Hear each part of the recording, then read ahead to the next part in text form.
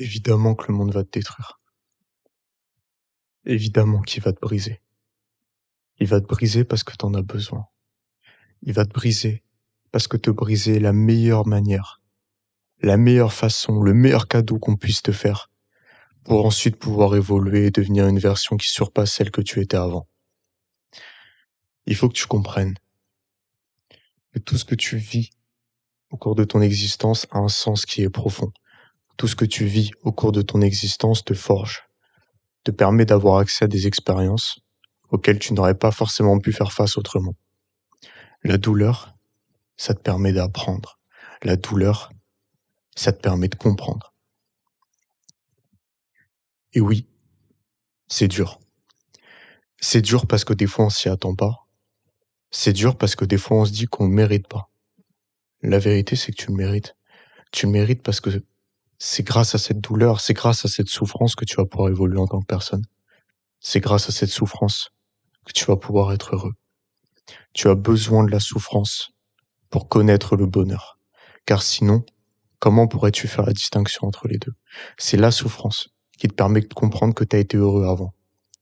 C'est la souffrance qui te permet de comprendre ce que tu dois faire pour être heureux. Le bonheur n'est pas une conséquence, mais bien un choix.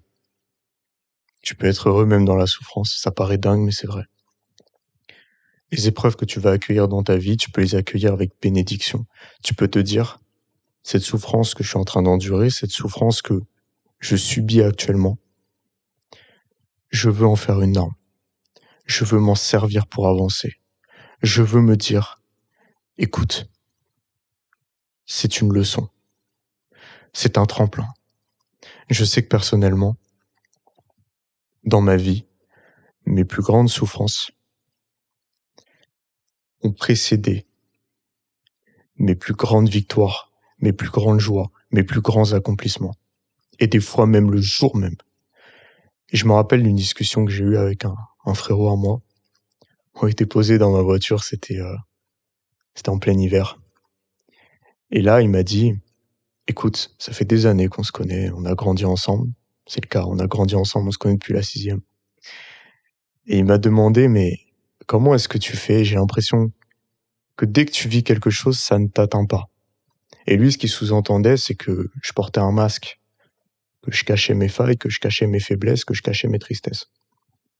Ce que je lui ai répondu, c'est qu'il n'y avait pas de masque. Ce que je lui ai répondu, c'est que justement, déjà, malencontreusement, la vie m'a donné des obstacles à franchir assez jeune, assez tôt. Je n'étais peut-être pas prêt à ce moment-là. Ce qui veut dire que j'ai dû y faire face. Et j'ai dû m'en servir. Mais c'est grâce à ça qu'aujourd'hui, je réalise que lorsque tu as un obstacle, lorsque tu as une douleur, lorsque tu as quelque chose qui te paraît infranchissable, qui, tu penses, va te détruire, eh ben, en fait, c'est une opportunité incroyable. Et surtout, il faut que tu le fasses. Il faut que tu y arrives. Il faut que, quand tu as cette douleur, quand tu as cette souffrance, tu réunisses toute ton énergie, tout ce qui te reste, parce qu'il t'en reste. Crois-moi. T'es jamais au fond du gouffre. T'es jamais au fond du gouffre. Il te reste toujours de l'énergie, même si celle-ci est infime. Et il faut à ce moment-là que tu te dises, il faut que je m'en sorte le plus vite possible. C'est comme si t'es tombé dans un piège, t'es en pleine jungle, t'es tombé dans un piège. Et là, tu vois qu'il y a des sables mouvants qui sont en train de pénétrer le gouffre dans lequel tu es. C'est-à-dire que si tu n'arrives pas à escalader au plus vite, tu seras enseveli, tu seras étouffé. Les sables mouvants, c'est tes pensées, c'est les problèmes qui vont se rajouter à ça, c'est l'effet cumulé. Le trou, le gouffre, c'est l'épreuve à laquelle tu es confronté. Et l'échelle, la corde que tu vois sur le mur, sur la paroi, c'est ton énergie, c'est ton ambition. C'est ce que tu vas devoir recruter comme effort pour pouvoir t'en sortir. Et surtout, c'est ce que tu vas devoir faire au plus vite. Pourquoi? Parce que l'étau se resserre. Et au plus tu réuniras les efforts nécessaires le plus vite possible, et au plus tu t'en sortiras, et surtout tu pourras rebondir. Et ça, c'est très important. T'as des gens, pour une petite douleur, parfois banale, ils gâchent toute leur vie. Pourquoi? Par exemple, une rupture. J'en ai vu des gens se faire quitter et au final déprimer pendant des années. Pourquoi? Parce qu'ils s'en sont pas sortis assez vite, parce qu'ils n'ont pas compris pourquoi c'était arrivé, parce qu'ils n'en ont pas tiré les enseignements nécessaires et surtout ils n'ont pas rebondi assez vite. Et du coup, les choses se sont accumulées par la suite. Que ce soit déjà de par leur faute. Pourquoi? Parce que leurs pensées étaient redondantes, leurs pensées étaient négatives, leurs pensées les ont entraînés vers ce gouffre et surtout les ont empêchés de sortir de ces sables mouvants. Mais en plus, parce que la vie leur met d'autres épreuves derrière. Et au final, quand tu penses être au fond du trou, tu découvres qu'il y a un sous-sol. Et ça, c'est dramatique.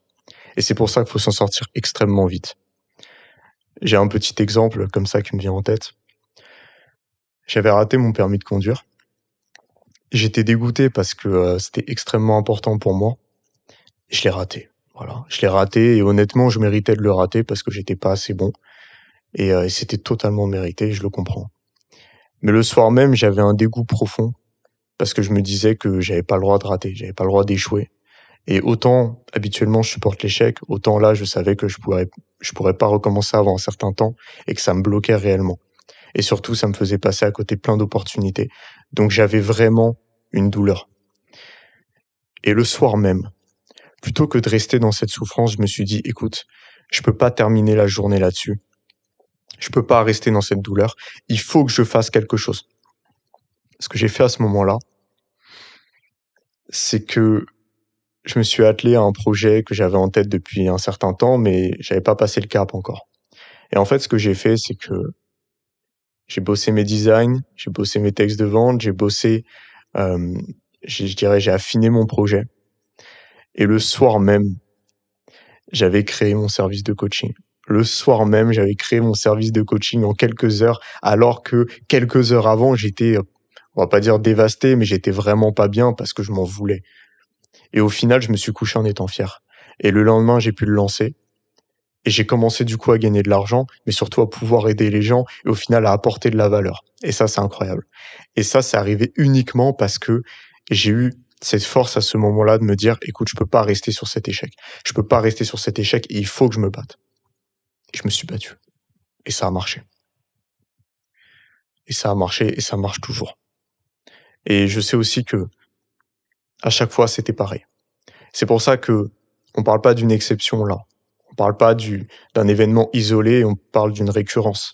Parce qu'à chaque moment dans ma vie, quand j'ai eu une déception et que derrière j'ai fourni les efforts, que j'ai compris pourquoi j'avais cette déception, que j'ai compris pourquoi j'avais eu tel échec, etc., et que j'en ai tiré les bons enseignements, les bonnes leçons, j'ai pu ensuite développer des projets de fou.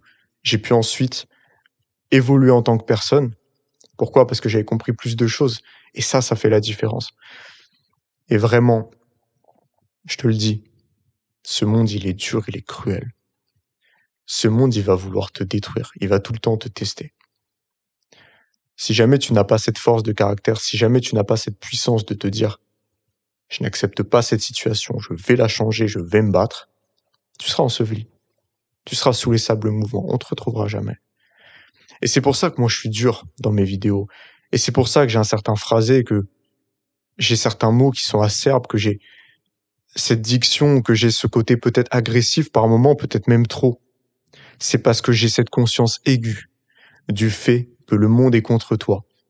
Et quand le monde est contre toi, moi, je peux pas venir et te dire, écoute, ça va bien se passer, ça va pas bien se passer, ça va très mal se passer.